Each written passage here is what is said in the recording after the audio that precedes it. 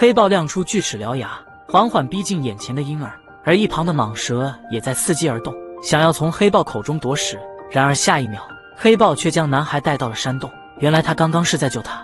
为了让男孩平安长大，黑豹利用一头猎物换来了狼群的庇护。然而就在这时，一只恶虎突然出现，原来就是他杀害了男孩的父母，现在还要吃掉男孩。幸好狼群众多，这才将恶虎吓退。在黑豹的照顾下，毛克利渐渐长大。即便过去多年，恶虎依旧对毛克利虎视眈眈。就在这天，毛克利在水里捕鱼时，抬头就发现恶虎在喝水，吓得他完全不敢动弹。直到恶虎离开后，他才敢浮出水面。然而恶虎并没有离开，开始疯狂追赶毛克利。情急之下，毛克利落入了陷阱之中，恶虎这才悻悻离去。此时，一只象鼻伸进洞中，慢慢缠住男孩的腰背，轻轻将他抱了上来。影片名叫《森林之子毛克利》，感兴趣的可以去看看原片哦。